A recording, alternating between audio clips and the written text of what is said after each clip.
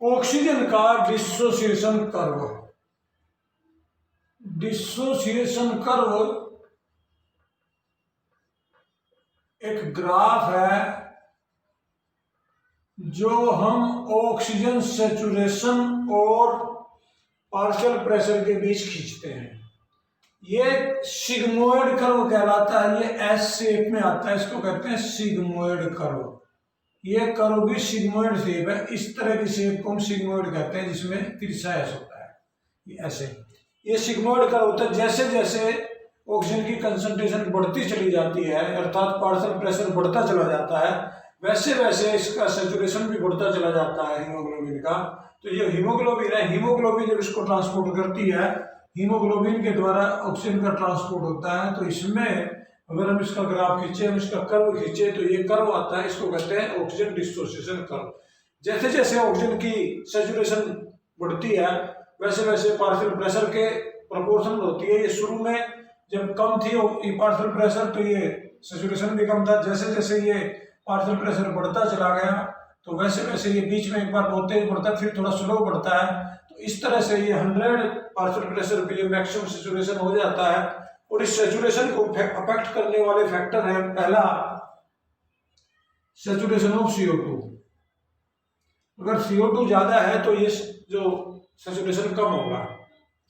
Hydrogen ion concentration, hydrogen ion concentration अगर कम है, अर्थात pH एसिडिक है, तो ये सेचुरेशन कम होगा। pH बेसिक है तो सेचुरेशन ज्यादा होगा।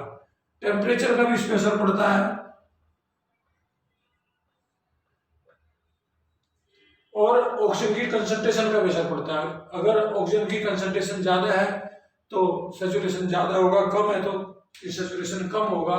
इससे हमें किसी भी ऑर्गेनिज्म की ऑक्सीजन की ट्रांसपोर्ट की स्टेट का पता लग जाता है। डायग्नोसिस स्टेज में पता लगता है। ये इलाज में भी काम आती है, डायग्नोस में भी काम आती है। ये ऑक्सीजन डिसोसिएशन कर्व है। हम इस कर्व को सेचुरेशन ऑफ हीमोग्लोबिन और पार्शियल प्रेशर ऑक्सीजन के बीच जब प्लॉट करते हैं, तो ये कर्व हमें इस तरह का कर्व प्राप्त होता है। इसको कहते हैं डिसोसिएशन कर्व ऑफ ऑक्सीजन। ये वास्तव में ब्लड के साथ है, हीमोग्लोबिन के साथ होता है। आपको इस चीज की थोड़ी सी जानकारी होनी चाहिए कि 100 ml ब्लड नॉर्मल कंडीशन में 5 ml ऑक्सीजन ट्रांसपोर्ट कर सकता है और 4 ml CO2 ट्रांसपोर्ट कर सकता है।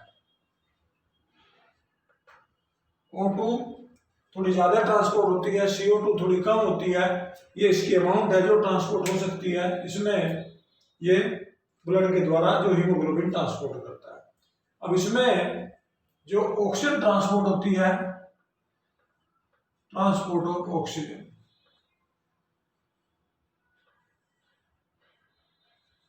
ब्लड में एक रेड कलर का पिगमेंट है हीमोग्लोबिन Hb। एक हीमोग्लोबिन मॉलिक्यूल 4 मॉलिक्यूल ऑक्सीजन को ट्रांसपोर्ट कर सकता है। हीमोग्लोबिन ऑक्सीजन के साथ मिलकर बना देता है ऑक्सी हीमोग्लोबिन। और मैक्सिमम हीमोग्लोबिन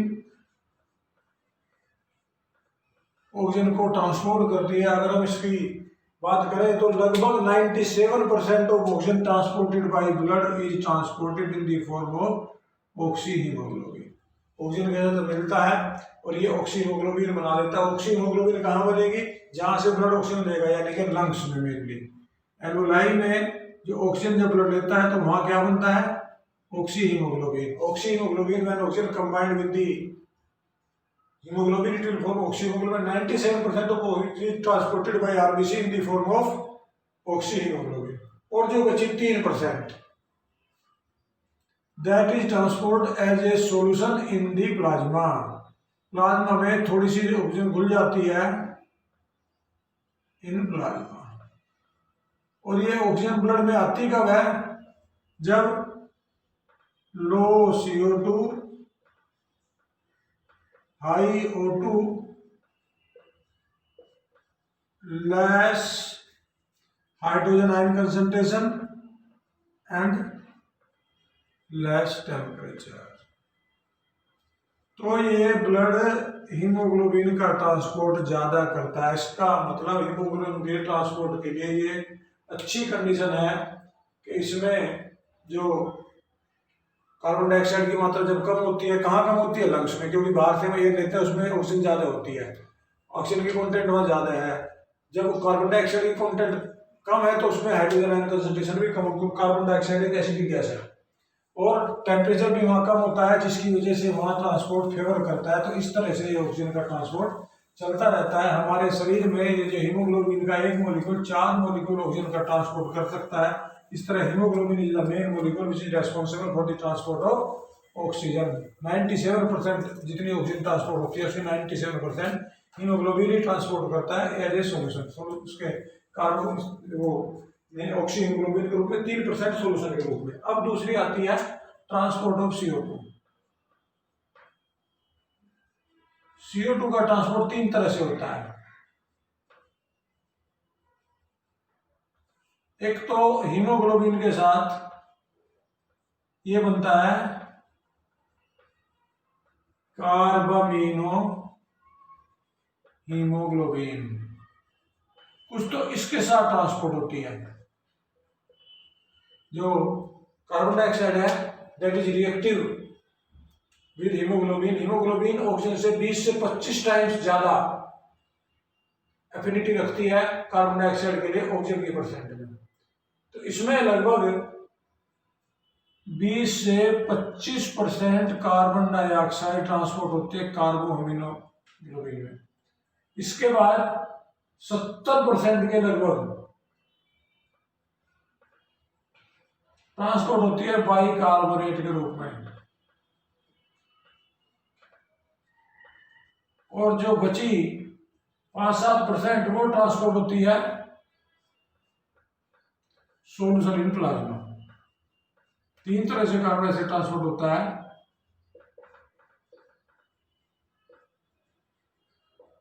सबसे ज्यादा ट्रांसपोर्ट बाइकार्बोनेट के रूप में होता है। वास्तव में हीमोग्लोबिन प्लस CO2 ये बनती है कार्बामिनो हीमोग्लोबिन।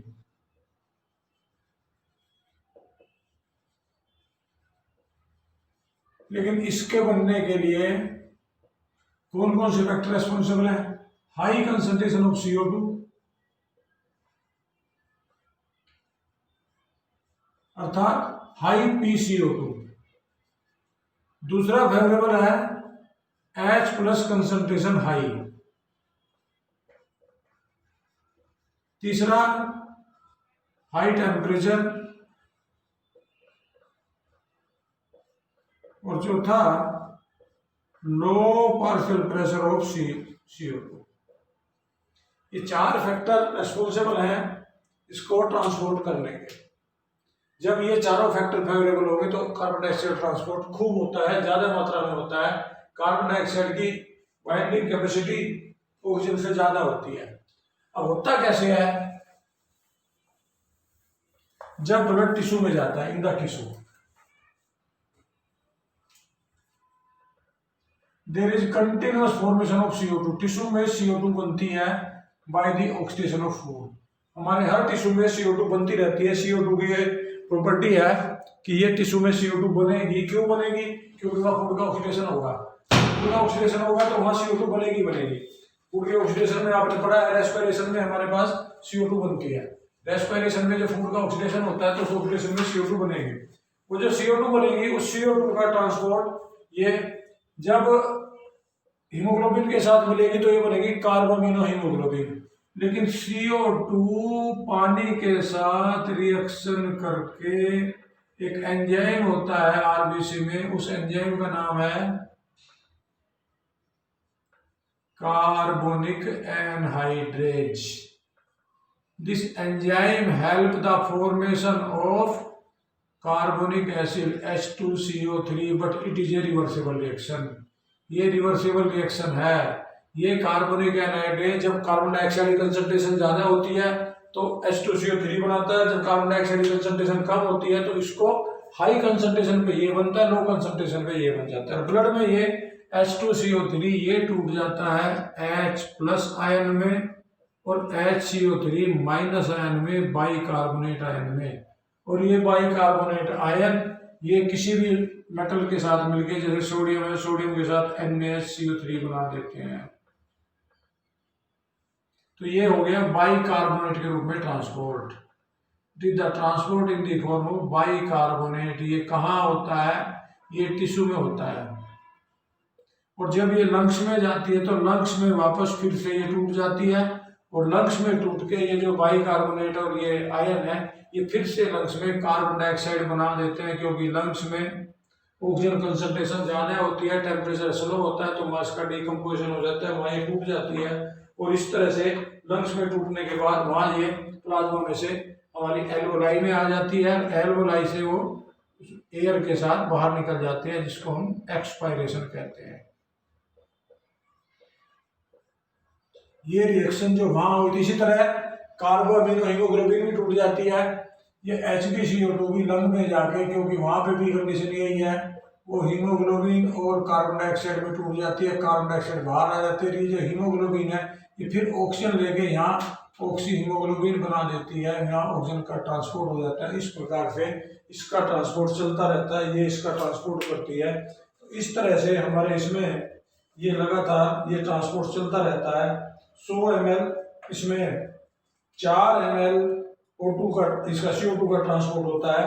ये इस तरह से हमारे शरीर में कंटिन्यूस ट्रांसपोर्ट चलता रहता है। कुछ प्लाज्मा में घुल जाती है, क्योंकि ये पानी में सोलुबल है, तो प्लाज्मा में घुल के ये प्लाज्मा में सोल्यूशन के रूप में भी कुछ थोड़ी मात्रा में 7% मात्रा में ये ट्रांसपोर्ट होती है। इस प्रकार कंटिन्यूस हमारी बॉडी में कार्बन डाइऑक्साइड का, ऑक्सीजन का ट्रांसपोर्ट चलता रहता है। ये हमारे लिए बहुत इंपॉर्टेंट है, इसका ट्रांसपोर्ट होना। अब आता है इसके बाद नेक्स्ट टॉपिक, और वो टॉपिक है कंट्रोल ऑफ रेस्पिरेशन।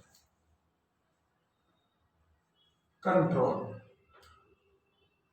रेस्पिरेशन को कैसे कंट्रोल करते हैं? आपने देखा होगा, जब हम तेज दौड़ते हैं अपने आप रेस्पिरेटरी रेट बढ़ जाता है, जब हम स्लो होते हैं अपने आप रेस्पिरेटरी घट जाता है। ये ऐसा होता कैसे है? What is the centre of this control? इसके कंट्रोल के लिए हमारी बॉडी में सेंटर है। एक तो सेंटर है इन दी मेडुला ऑब्लंगेटा। आपने मेडुला ऑब्लंगेटा नाम सुना होगा, नहीं सुना ब्रेन वाले चैप्टर में हम सुनेंगे। ब्रेन का एक पार्ट है मेडुला ऑब्लंगेटा, ये जो पोस्टीरियर पार्ट है ब्रेन का उसका पार्ट है। मेडुला ऑब्लंगेटा में एक कंट्रोल सेंटर है, वो कंट्रोल सेंटर जिसको हम रेस्पिरेटरी रिदम सेंटर कहते हैं। This centre is known as respiratory rhythm centre, जो हमारे रेस्पिरेटरी रिदम को घटाता बढ़ाता है, कंट्रोल करता है। एक तो सेंटर ये है जो जब जरूरत पड़ती है, इस पर असर पड़ता है, हाई कार्बन डाइऑक्साइड कंसंट्रेशन है तो रेस्पिरेटरी रिदम सेंटर एक्टिवेट हो जाता है और हम फास्टली रेस्पिरेशन करते हैं। दूसरा हमारे ब्रेन का एक और पार्ट है पोन्स मेरोडी। पोन्स मेरोडी में एक सेंटर है जिसको हम कहते हैं न्यूमोटैक्सिक सेंटर। न्यूमोटैक्सिक सेंटर, ये सेंटर भी हमारे रेस्पिरेटरी कंट्रोल करता है। जब हमें ज्यादा फास्ट रेस्पिरेशन की जरूरत पड़ती है तो सेंटर एक्टिवेट हो जाता है। इसके अलावा हमारे एरोटिक आर्च और ब्लड वेसल के बेस पे भी कुछ कीमोसेंसिटिव पार्ट हैं, जो कि हाई कार्बन डाइऑक्साइड कंसंट्रेशन पे एक्टिवेट हो जाते हैं। जब कार्बन डाइऑक्साइड कंसंट्रेशन ज्यादा होती है, हमारे शरीर में कार्बन डाइऑक्साइड ज्यादा बनती है, तो ब्लड में कार्बन डाइऑक्साइड ज्यादा आ जाते हैं, जिससे सेंटर एक्टिवेट हो जाते हैं और फास्टली हम सांस तेजी से लेते हैं। ऑटोमेटिकली ये सारा का सारा न्यूरल कंट्रोल है, वास्तव में हमारे नर्वस सिस्टम से कंट्रोल होता है। ये सारा का सारा it is the neural control, क्योंकि ये सारा का सारा नर्व का पार्ट है। आप देखेंगे ब्रेन भी हमारा नर्व का पार्ट है, मेडुला ऑब्लंगेटा, पोन्स मेरोडी भी हमारे ब्रेन का पार्ट है, और एरोटिक आर्च में जो नर्व जाती है वो नर्व इसको कंट्रोल करते हैं केमिकल के द्वारा। तो इस तरह से हमारे इसमें ये जो रिसेप्टर्स हैं वो रिसेप्टर CO2 और हाइड्रोजन आयन कंसंट्रेशन अधिक होने पर एक्टिवेट हो जाते हैं। जब CO2 की कंसंट्रेशन अधिक होगी, इसका मतलब हमारे शरीर में CO2 ज्यादा बनी है, तो CO2 को निकालने के लिए दो सेंटर और एक्टिवेट। हाइड्रोजन आयन कंसंट्रेशन भी CO2 से रिलेटेड है, क्योंकि CO2 एक एसिडिक गैस है, उसको बाहर निकालने में इसकी जरूरत पड़ती है। तो इस तरह से लगातार ये बाहर निकालते रहते हैं। इसके बाद आता है इसका last topic, and that is the respiratory disorder. वैसे तो इस साल सिलेबस में रेस्पिरेटरी डिसऑर्डर कटे हुए हैं।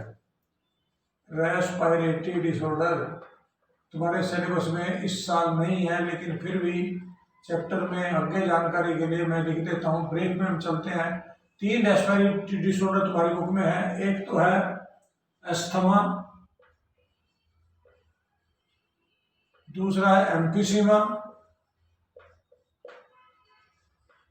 और तीसरा है ऑक्यूपेशनल डिसऑर्डर।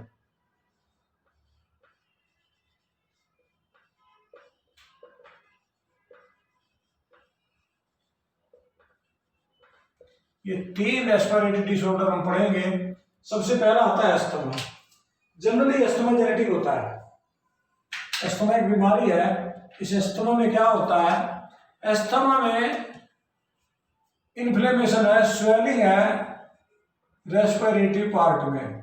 इसमें हमारे एल्वोलाई, ब्रोंकियाई या लंग्स में कहीं स्वेलिंग आ जाती है, इन्फ्लेमेशन हो जाती है, जिससे ये सांस लेने में दिक्कत आती है। ये कोल्ड में, लो टेम्परेचर में हमें ज़्यादा परेशानी होती है। तो कोल्ड में ऐसे आदमी को ये अस्थमा एक लो टेम्परेचर की बीमारी है, इसमें सांस लेने में दिक्कत आती है, क्योंकि ये जो स्वेलिंग आ जाती है, स्वेलिंग होने से जो एक्सचेंज है वो ठीक से नहीं हो पाता। ये पहली बीमारी अस्थमा है। दूसरी एम्फीसीमा है। एम्फीसीमा में क्या होता है कि हमारे जो एल्वोलाई की संख्या घट जाती है। एल्वोलाई ये हमारे लंग्स हैं, इस लंग्स में ये ऐसे एल्वोलाई हैं। कुछ लोग बीड़ी सिगरेट पीते हैं या धुएं में रहते हैं, पोल्यूशन में रहते हैं, तो उनमें क्या होता है, ये जो एल्वोलाई इनकी संख्या कम हो जाती है जब धुएं से या पोल्यूशन से या किसी कारण से इनके बीच की वाल डिजोल्व हो जाती है। ये पहले ऐसे थी एल्वोलाई, अब क्या हुआ, ये बीच की वाल खत्म हो गई, अब इन 3 की 1 बन गई, तो नंबर ऑफ एल्वोलाई डिक्रीजेज। तो ये जनरली स्मोकर्स को होता है या पोल्यूशन से होता है। इसमें सांस लेने में थोड़ी सी दिक्कत होती है। आदमी ज्यादा एक्सरसाइज करता है, उसको दम चढ़ना शुरू हो जाता है, जिससे क्योंकि इनकी बीच की वाल डिजोल्व हो जाती है, जिससे ये आदमी को तेज एक्सरसाइज में या उसमें हाई हार्ड वर्क में दिक्कत होती है। तीसरा आता है ऑक्यूपेशनल डिजीज। ऑक्यूपेशनल डिजीज एक पार्टिकुलर ऑक्यूपेशन से रिलेटेड है। मान लो कुछ लोग ऐसे होते हैं जो पोल्यूशन में रहते हैं, जैसे मान लो हमारे कुछ लोग जैसे कॉटन फैक्ट्री में काम करते हैं, तो उनके लंग्स में कॉटन की डस्ट चली जाती है। कुछ लोग कोल फैक्ट्री में काम करते हैं तो कोल डस्ट चली जाती है। सीमेंट फैक्ट्री में काम करते हैं, सीमेंट की डस्ट चली जाती है। एस्बेस्टस फैक्ट्री में काम करते हैं, एस्बेस्टस की डस्ट चली जाती है। तो जो फैक्ट्री में काम करते हैं, लंग्स के अंदर हमारे ये इनकी जो बहुत माइनर पार्टिकल है वो चले जाते हैं। जब लंग्स में ये पार्टिकल चले जाएंगे तो क्या होगा, हमारे लंग्स के अंदर इनका डिपॉजिट हो जाता है इसकी एल्वोलाई की मेम्ब्रेन पे। अब ये मेम्ब्रेन की परमेबिलिटी घट जाती है, क्योंकि इसके ऊपर इसकी कवरिंग चढ़ गई, तो ऐसे लंग्स थोड़े हार्ड हो जाते हैं। इसको कहते हैं आयरन लंग्स। ये है आयरन लंग्स। और ये बीमारी है ऑक्यूपेशनल डिजीज। ऑक्यूपेशनल डिजीज अलग अलग तरह की होती है। किसी में हम एस्बेस्टस में एस्बेस्टोसिस कहते हैं कि डस्ट पार्टिकल आ जाते हैं, उसको सिलिकोसिस कहते हैं, या हम निमोकोनियोसिस कहते हैं। ये बीमारी पार्टिकुलर ऑक्यूपेशन में होती है। नॉर्मल आदमी को ये बीमारी नहीं होती, और इन बीमारी का जनरली कोई ट्रीटमेंट नहीं होता। हमें सावधानी रखनी पड़ती है, इसलिए हमें कोई मुंह पे कोई फिल्टर या कोई ऐसा मास्क वगैरह लगा लेना चाहिए अगर ऐसे ऑक्यूपेशन में हम काम कर रहे हैं। ये था हमारा चैप्टर रेस्पिरेशन।